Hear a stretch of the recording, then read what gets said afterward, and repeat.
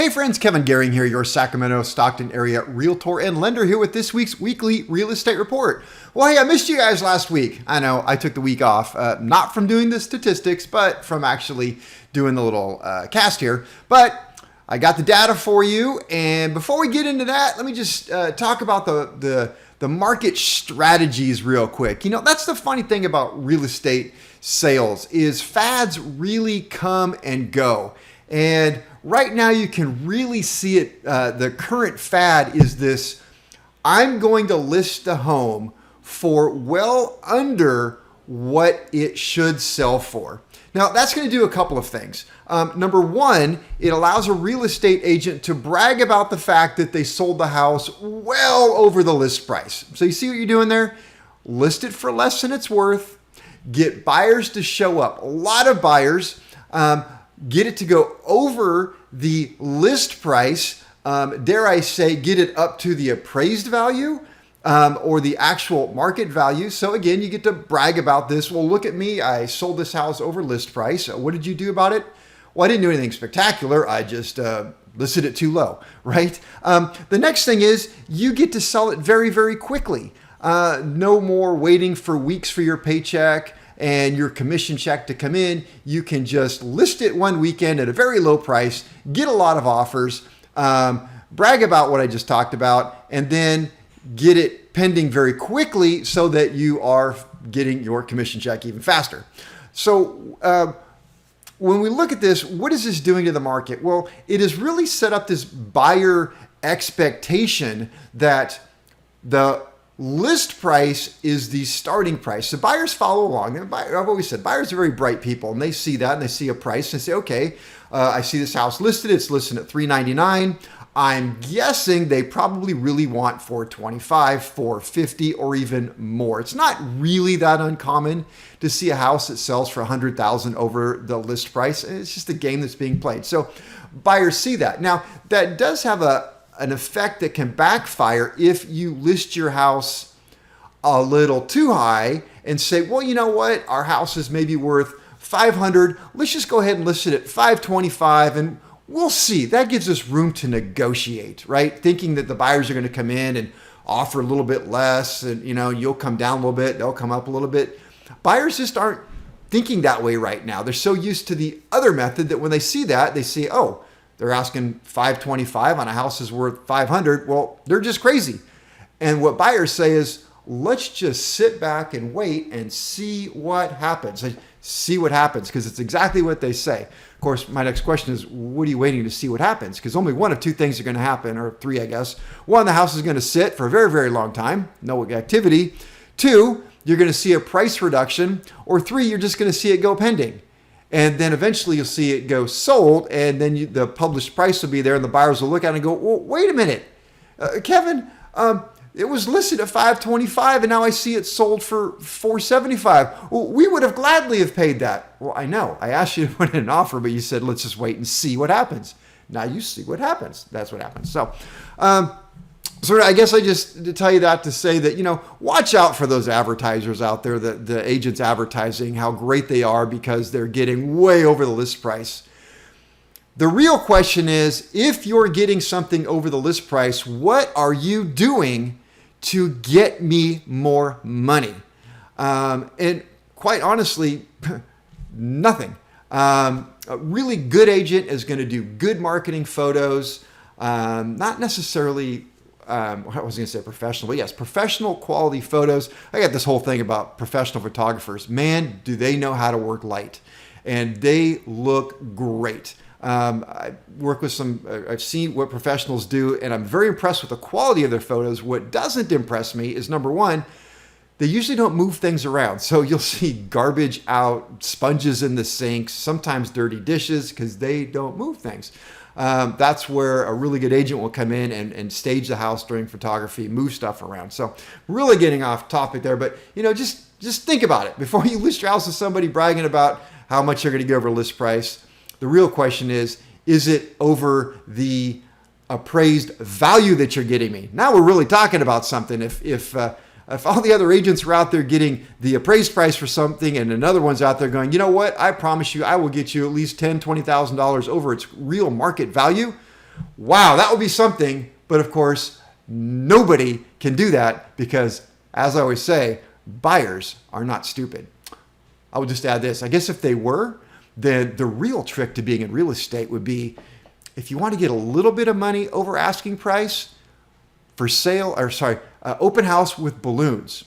You want to get more, then it would be an open house with one of those blow up guys that kind of do the thing, right? And then if you really want to go all out and you really want to get top dollar, a blow up gorilla. That's your key to real estate. Of course, I'm just joking because buyers are not stupid and don't fall for gimmicks like balloons, blow up gorillas and stuff.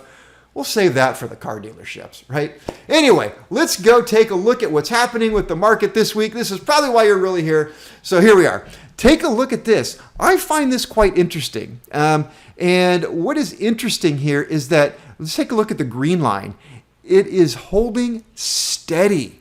Now, this time of year, I would expect to see that drop. Now, the drop-off point varies from year to year to year. Sometimes it goes into October. Sometimes it's already started to happen. Sometimes it's happening right about this week. And if you look back through history, look at when it happens to drop, it just goes suddenly. It is look back over here. Let me see if I get the date to pull up here. That was back in 2017. Steady, steady, steady, off the charts. And I can pull this back and we can keep going back and see that's really what happens. It doesn't have this soft kind of fall off. It just goes. And so that's what we can kind of expect to see it happen. We're back here mid-October.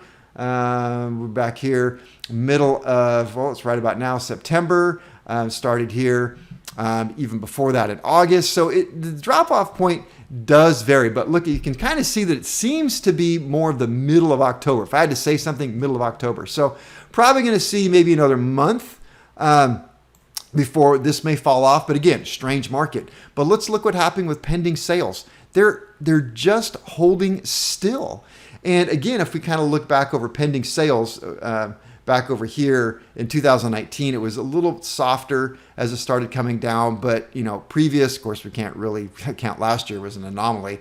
Again, middle of October, it starts to fall off. But, go back to 2018. That's April, May. I mean, we started to see the fall off back in May. Go back a little bit more. Saw the fall off happen May, June. So we're actually holding quite well. Back in 2016, we held all the way into September. But, we're doing pretty good right here, I think, with sales maintaining. So what is that doing with the median sales price? Now, we definitely had a trend where the median sales price started to fall. Now it's kind of working its way back up a little bit. All right, so the $1 million question is, what's going to happen?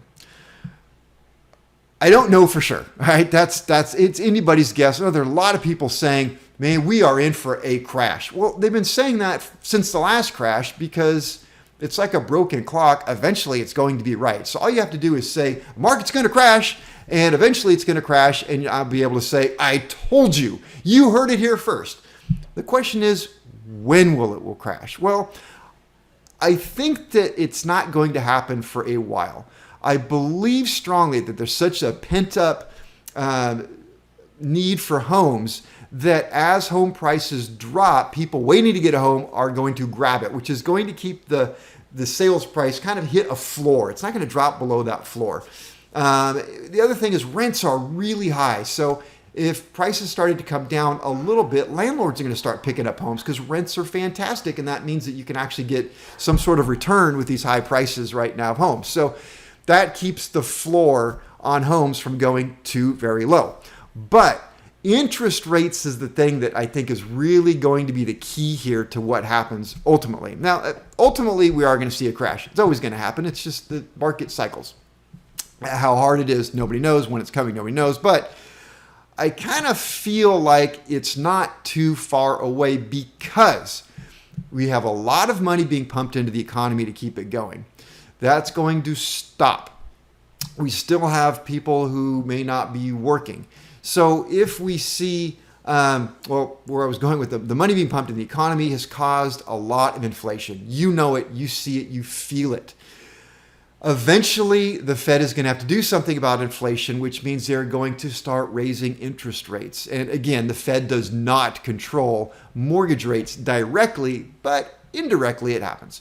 So as mortgage rates go up, buyers lose buying power, which means in order for that, people buy on payments usually. We talk differently in real estate, but if you think about cars, you walk on a car lot, nobody talks about the price of a car. It's the first ask you, so what kind of monthly payment are you looking for? Well, to be honest, that's sort of the way we think even about homes. It's like we buy a certain price home because that's the payment we can afford. So if we stop and we talk about payments for a minute, and we talk about the average buyer maybe can't go above, let's say, $2,000 a month, then as interest rates start to go up, in order for them to meet that payment, they've got to buy a less expensive house. And that means that as rates go up, sellers get less interest in their house. It doesn't sell. They have to lower the price. In other words, keep the payment the same in order to bring the buyers in. And I think that could happen,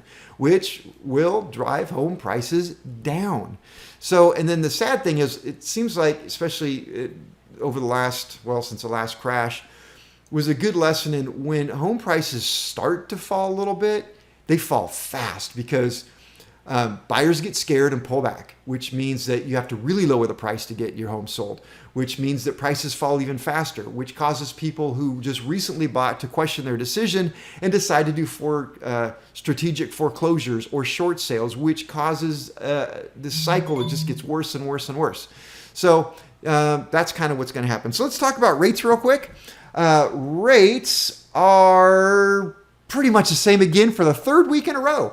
So Freddie Mac is saying, the last 2 weeks it was 2.87. Before that it was 2.86. Before that it was 2.87. So we're going back now 5 weeks, 2.87, 86, 87, 87, 88. So, and right now 2.88 at 0.7 of point. It's just very stagnant, holding. That's good news, which I think is keeping this blue line going on us. So anyway, that's where we're at. That's my opinion this week. And thanks for watching. I hope to see you here next week. Take care. Bye.